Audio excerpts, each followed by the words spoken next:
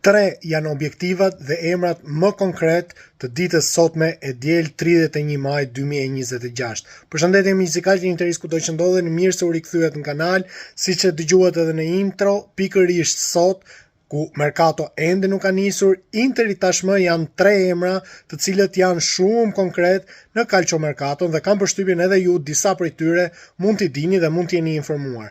Duke e nisur kështu me të parin, zhvillimi kryesor është pikërisht Marco Palestra, ku Atalanta ka shprehur gatishmërinë e saj për të nisur tratativën për Palestrën. Ndryshe nga ç'a ndodhi me Lukman sezonin e kaluar, këtë herë Atalanta është e hapur dhe është e gatshme për të shitur Marco Palestrën. Për një shumë që qarkullon nga 45 deri në 50 milion euro, absolutisht është një shumë që për disa duket e lartë, por duke marrë parasysh të ardhmen e lojtarit, karakteristikat e tij, kam përshtypjen që është një investim i sigurt. Megjithatë, Interi po punon tashmë me Atalantën, do ketë edhe një datë ku do takohen, po punon me Atalantën për të arritur një vit të mesme, por Oktri është i bindur tashmë që është më me leverdi të investosh një shumë të tillë se sa të shkosh në drejtimin siç bëri vjet ku bleu dy lojtarë rreth 50 milion Diouf dhe Luis Enrique. Kështu që Interi, Auxilio, Marotta e tjerë kanë mbështetjen e Oktri drejtuesve, cilët janë të gatshëm që të investojnë këtë shumë pikërisht për Marco Palestrën. Do merret parasysh edhe fakti që Interi mund të fut tashmë me Sarin, Interi mund të fusë në lojë edhe Fratezin, ku Fratezi tashmë ka dhënë lamtumirën, është përshëndetur me të gjithë shokët e ekipit dhe absolutisht ka edhe oferta për Fratezin. Në të njëjtën kohë për Sarin, një element i cili mund të përdoret në këmbim për të ulur disi vlerën ose më saktë pjesën që do të paguhet në para, është edhe Aslani. Pikërisht Aslani, edhe pse mund duket një emër i çuditshëm, disi i larguar nga qarkullimi, le të themi, por është pikërisht Sari ai që e ka patur edhe te Empoli dhe mund të ketë disi ndonjë element që mund të përdoret. Megjithatë, siç e thash, objektivi kryesor për Inter, një nga tre objektivet kryesorë është Marco Palestra, i dyti bëhet fjalë për Curtis Jones. Curtis Jones i Liverpoolit, një lojtar me një inteligjencë sportive shumë të lartë, realisht është një lojtar që më pëlqen jashtëmase, do na bënte shumë punë.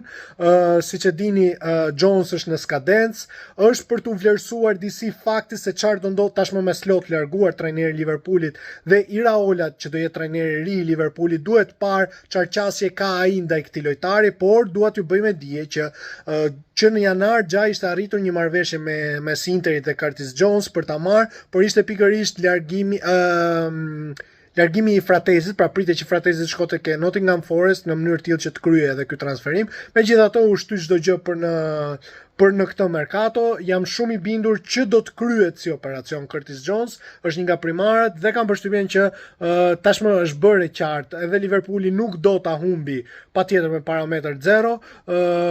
Nga informacionet që kam, Liverpooli po punon fort me pjesën që do të vërë një klauzol faktikisht në shitjen e Curtis Jones, që në rast të rishitje do rreth 50% të vlerës që do të rishitet në rast të rishitje.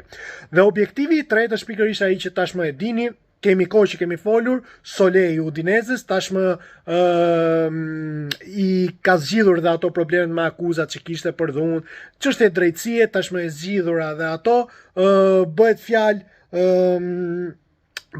rreth, mund të shkojë diku ke 30 milion euro, 25 deri në 30 milion euro. Është një nga objektivet kryesor, kam bindjen që do të kryhet shumë shpejt.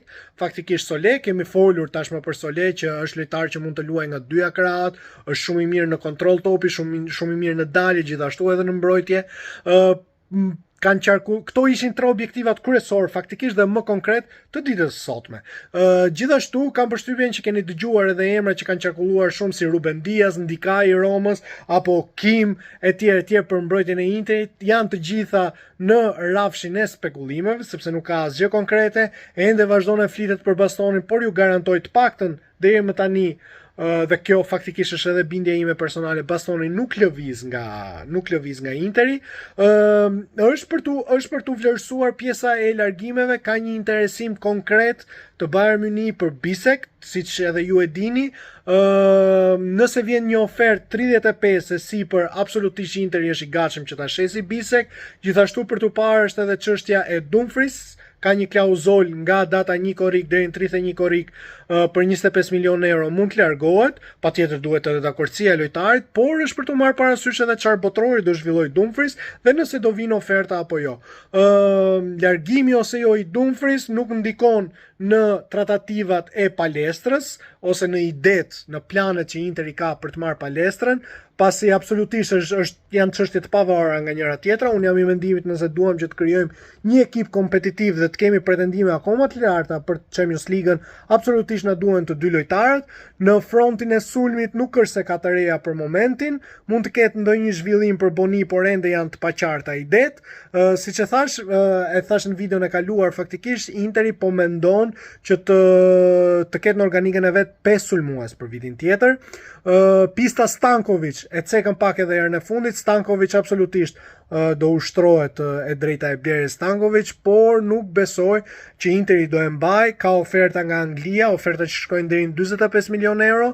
Interi do e përdori rishitjen e Stankovic pikërisht për të përfituar disa para dhe për t'i përdorur ata në mercato.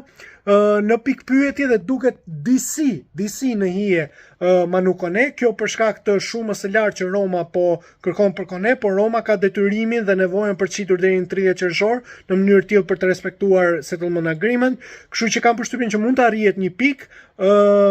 Për çështje ekonomike, Manu Kone ose Curtis Jones, një nga të dy do vi.